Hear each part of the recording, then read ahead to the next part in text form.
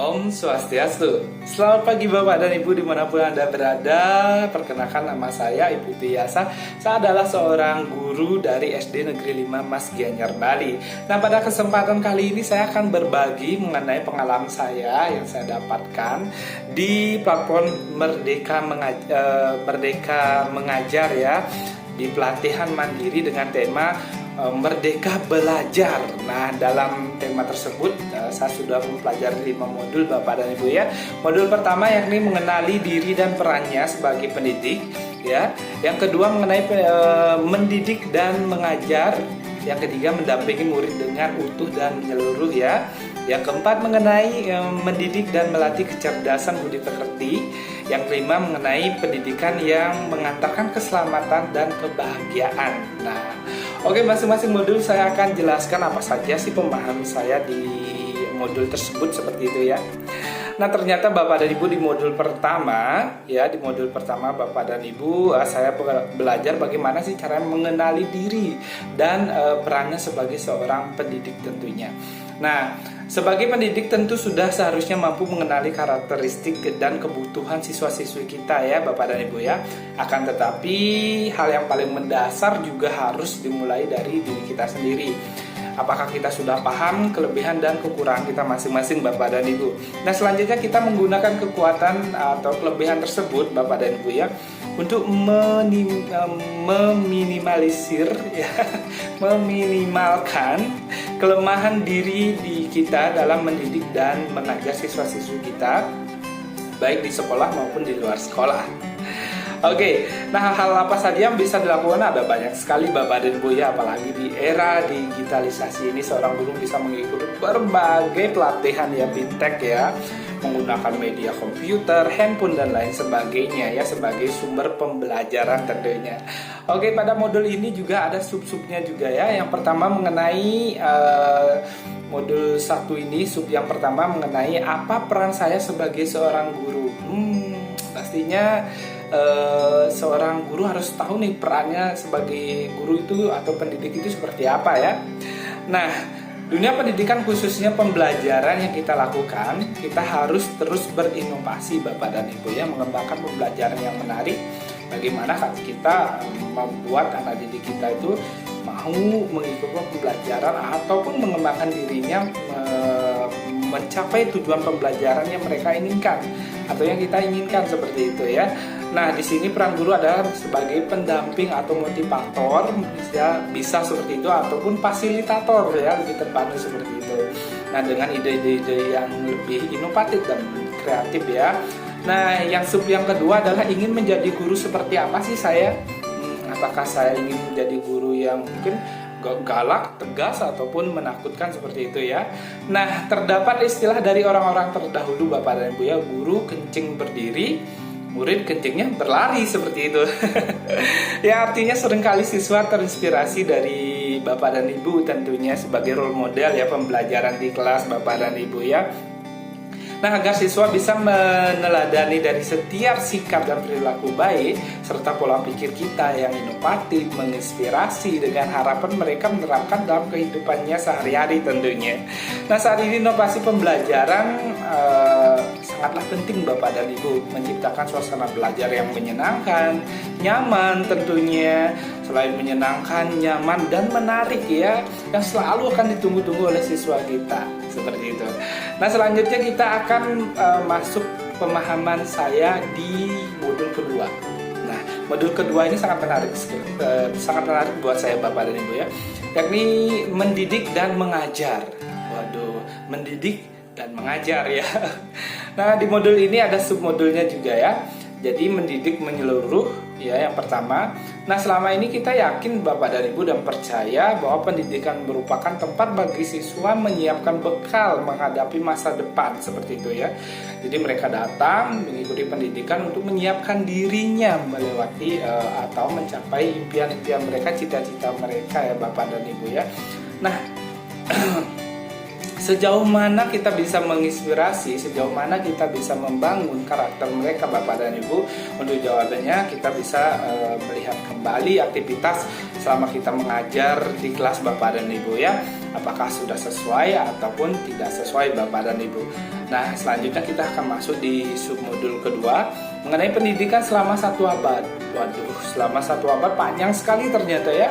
Long life education ya. Jadi sangat panjang pendidikannya, ada step by step yang harus dilewati Bapak dan Ibu ya. Nah, pada materi ini Bapak dan Ibu kurang lebih hampir sama dengan materi yang pertama, yang intinya sejauh mana kita bergerak, kita belajar, kita berinovasi, kita mengembangkan diri Bapak dan Ibu ya.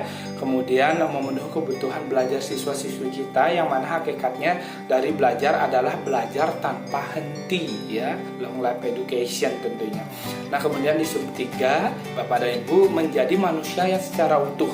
Nah, manusia memiliki 2 kebutuhan dasar, yaitu kebutuhan lahir dan kebutuhan batin. Nah, pendidikan seyogianya dapat memenuhi kebutuhan tersebut Bapak dan Ibu. Nah, bagaimana peran pendidikan dalam memenuhi kebutuhan lahir dan batin peserta didik atau siswa-siswi untuk mencapai selamat dan bahagia? Apakah cara mendidik dan mengajar kita sudah memenuhi kebutuhan murid tersebut? Nah, itu yang perlu kita jawab ya tentunya ya. Oke, kita lanjutkan di modul ketiga, kodrat murid. Nah, keren ini Bapak dan Ibu ya. Sebagai pendidik ya Bapak Ibu ya, sebagai yang pendidik yang bertanggung jawab tentunya ya, untuk mendampingi tumbuh kembang murid tentu saja harus memperhatikan beberapa hal terkait dengan latar belakang muridnya seperti apa. Dalam melakukan pembelajaran di kelas perlu diperhatikan 3 hal terkait perbedaan latar belakang muridnya, yaitu pertama kodrat keadaan ya, kemudian kodrat alam dan kodrat zaman Bapak dan Ibu ya. Oke, nah di modul ini ada sub-subnya lagi Bapak dan Ibu. Yang pertama kodrat keadaan ya. Pendidikan itu sangat dinamis Bapak dan Ibu. Jadi terus berubah-ubah mengikuti pola zaman dan lain sebagainya ya. Kemudian ada kodrat alam ya. Setiap murid dilahirkan dengan kodrat alam yang berbeda Bapak dan Ibu. Ada yang tinggal di perkotaan, perdesaan dan lain sebagainya. Kemudian ada yang kodrat zaman ya. Kodrat zaman yang dimaksud adalah seperti apa? Mungkin menurut pemahaman saya setelah membaca modul tersebut ya, cara kita dalam mendidik mengajar pun harus berubah seiring dengan perkembangan zaman ya. Mungkin dulu lebih fokus dengan metode ceramah, tetapi sekarang sudah dengan banyak metode, ada dan media-media yang sudah bisa digunakan ya. Dan kemudian ada asas trikon ya, asas trikon. Di antara beberapa asas pendidikan Bapak dan Ibu ya, yang perlu diketahui seseorang pendidik itu adalah asas trikon ini ya. Sudah pernah mungkin Bapak dan Ibu sudah pernah mendengar di mana saja ya. Asas trikon dianggap menjadi salah satu jawaban Bapak dan Ibu ya menuju pembelajaran yang berpihak pada murid tentunya. Dengan trikon yang dimaksud adalah continue, convergent dan konsentris ya. Nah, asas trikon yang pertama kontinuitas, jadi terus menerus dilakukan ya. Kemudian ada asas trikon yang kedua yakni konvergeni, itu yang dimaksud harus memanusiakan manusia. Jadi dalam pembelajaran harus menghargai dan memberikan apresiasi.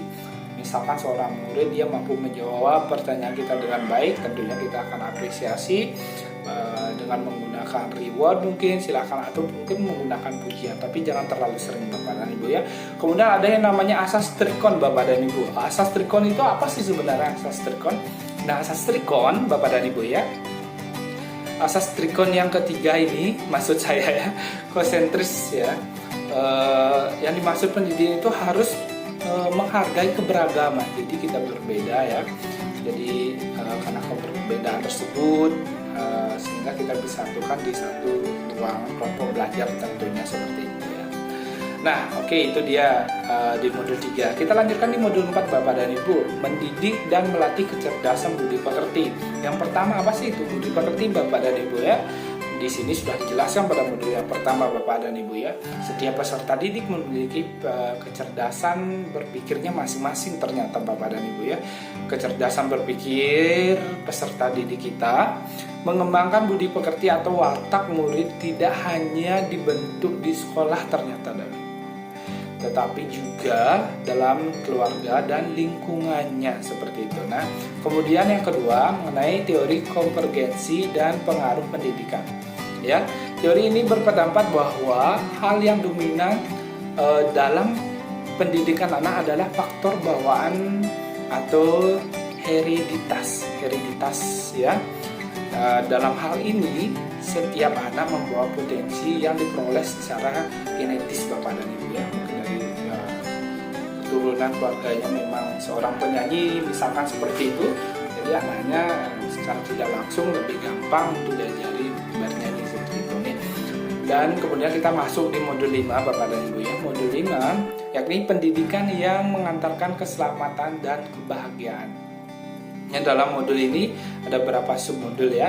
Yang pertama mengantarkan murid selamat dan bahagia ya. Dalam materi mengantar murid selamat bahagia ini ada 3 poin yang penting ya Bapak dan Ibu ya. Selamat dan bahagia, ada sistem ngomong ya Bapak dan Ibu ya. Kemudian ada merdeka belajar abad 21. Kemudian menciptakan lingkungan pembelajaran terbaik murid Bapak Ibu ya. Jadi kita menciptakan lingkungan belajar yang bagus, yang kondusif dan menyenangkan tentunya bagi anak didik kita ya. Membimbing murid memperbaiki bangsa. Nah, apa sih yang dimaksudkan? Guru membimbing dan mendampingi murid dalam proses pembelajarannya bukan hanya sekedar meningkatkan kecerdasan berpikir saja Bapak dan Ibu, melainkan juga secara tidak langsung berperan memperbaiki bangsa ya. Karena siswa-siswi kita adalah calon penerus bangsa kita ya. Yang terakhir yakni peran keluarga, sekolah dan masyarakat. Nah, sebaik apapun seorang guru ya tanpa adanya peran keluarga ya, peran masyarakat, lingkungan yang mendukung, yang positif Bapak dan guru, perkembangan anak tidak akan menjadi maksimal Bapak dan Ibu ya. Oke, sampai di sini dulu sharing saya yang saya dapatkan dari platform belajar ramah Merdeka ya, Merdeka Belajar dalam pelatihan mandiri. Oke, saya mengajak Bapak dan Ibu untuk mengisi form umpan balik aksi nyata yang saya lakukan ya Bapak dan Ibu ya dalam bentuk Google Form. Baik, Bapak dan Ibu sampai di sini dulu sharing kita pada pagi hari ini. Mohon maaf jika ada salah-salah kata. Seperti biasa mengucapkan terima kasih atas perhatian Bapak dan Ibu. Om Santi Santi Santi Om.